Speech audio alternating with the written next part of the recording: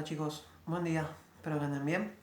Hoy vamos a empezar con el segundo trimestre, ya con tema nuevo, con un tema nuevo que en realidad está relacionado con lo que ya veníamos viendo. El último tema que vimos nosotros, que estudiamos, con el cual tenía que hacer un trabajo que muchos no me entregaron todavía, hablaba sobre el proceso de independencia del Virreinato del Río de la Plata. Nosotros analizamos las causas internas, las causas externas por las cuales las colonias se querían separar de la metrópoli. Vimos las invasiones inglesas, vimos la sociedad colonial, cómo estaba formada por desigualdades, llena de desigualdades sociales, económicas. Bien, todo lo que vimos en el encuentro que tuvimos por Zoom la semana pasada. Ahora bien, la independencia se cristaliza en 1816 y hacia 1820 se termina de dar con este paso, pero empieza otro. ¿Qué fue lo que pasó? Hacia 1820 se libra la batalla de Cepeda.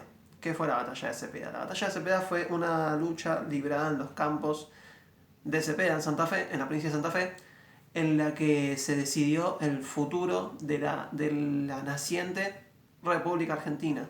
Vamos a ponernos un poco en contexto. Se declara la independencia formal. Las provincias se ponen de acuerdo en que no van a ser más colonia de España. Cortan lazos con la corona española. Perfecto. Pero eso no soluciona los problemas. Porque ahora tenemos que ver qué forma de gobierno usamos, qué país vamos a hacer, qué es lo que vamos a hacer después de dejar de ser colonia. Y ahí surgieron dos grandes ideas, dos grandes corrientes ideológicas que se pusieron en contra una con la otra. La corriente centralista o unitaria y la corriente federal. ¿Qué planteaba cada una de estas corrientes? Los unitarios, los centralistas o unitarios, más adelante se van a llamar unitarios, al principio son centralistas, ¿qué querían hacer? Que todo el poder del nuevo país esté concentrado en la provincia de Buenos Aires, que Buenos Aires sea la provincia más importante de todas. Recuerden que ahora somos las Provincias Unidas del Río de la Plata, las Provincias Unidas del Sur, pero no es la República Argentina todavía, no hay una unificación del país. Entonces, los unitarios querían que Buenos Aires sea la capital, la nueva capital, y que todo el poder político-económico esté concentrado en esa provincia. Los federales, en cambio, lo que querían era que cada provincia tenga autonomía y soberanía propia, se manejen por su cuenta, estén en igualdad de condiciones, en igualdad de poder. Estas diferencias no se pudieron solucionar y llegamos a 1820, cuando estalla la batalla de Cepeda, que es la batalla entre los ejércitos de las provincias del interior y Buenos Aires. Esa batalla termina por ser vencida a Buenos Aires. Entonces la unión de las provincias se disuelve. Y ahí empieza el nuevo periodo histórico que vamos a analizar nosotros, esta clase y las clases que vienen, que comprende el año 1820 a 1852, que es el periodo que nosotros vamos a llamar la Guerra Civil entre unitarios y federales, entre Buenos Aires y el resto de las provincias. Cuando yo digo resto de las provincias, tenemos que recordar que hablo de las provincias del norte y del oeste, no del sur. La Patagonia, las provincias del sur, Tierra del Fuego, Neuquén, no existen todavía. Están en manos de las poblaciones indígenas. No son parte de las provincias del Río de la Plata. Entonces, se va a librar esta guerra civil, esta batalla entre unitarios y federales, Buenos Aires y el resto de las provincias. Vamos a dar un pantallazo general sobre esto. La experiencia de 1820 va a ser muy positiva para Buenos Aires. Es la provincia que más se la banca económicamente, que mejor se encuentra política y económicamente, por un factor clave: el Río de la Plata, la salida al mar, la salida al río. Teníamos comercio directo, digo teníamos porque somos de Buenos Aires. La provincia tenía comercio directo con Europa, con España, con Inglaterra y con cualquier otro país con el que quisieran comerciar.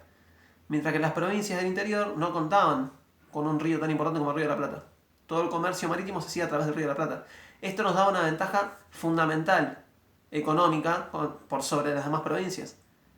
Con el comercio marítimo, se le agrega la aduana del puerto de Buenos Aires.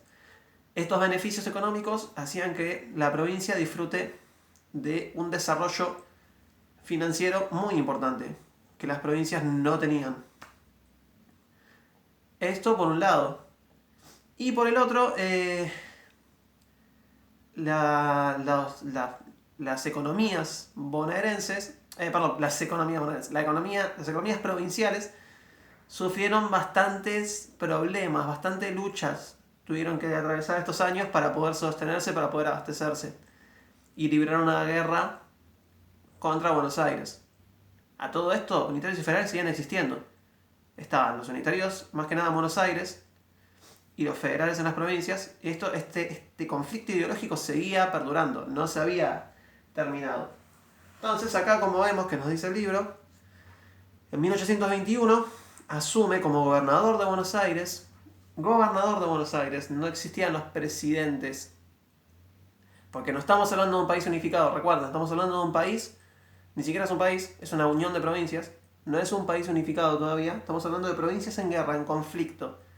En 1821 asume Bernardino Rivadavia a la gobernación de Buenos Aires, o sea, al mando de la provincia más importante. Entre muchas medidas que él impulsó, la más importante que se encuentra es la formación del Tratado del Cuadrilátero. Esto es muy importante. Es una alianza firmada en 1822 por Buenos Aires, Santa Fe, Entre Ríos y Corrientes, que le pone una pausa, digamos, al conflicto entre las provincias. En 1821 creó la Universidad de Buenos Aires. Se permitió la libertad de prensa.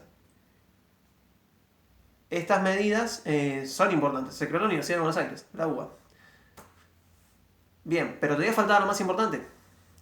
¿Cuál es la medida más importante hacia la que Buenos Aires y el resto de las provincias quieren avanzar? Hacia la sanción de una nueva constitución.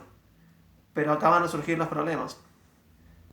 Esto lo vamos a analizar en el video que viene. Los voy a dejar con un poquito de suspenso para ver si nos enganchamos más. Recuerden que empezamos el segundo trimestre. Necesitamos redoblar los esfuerzos.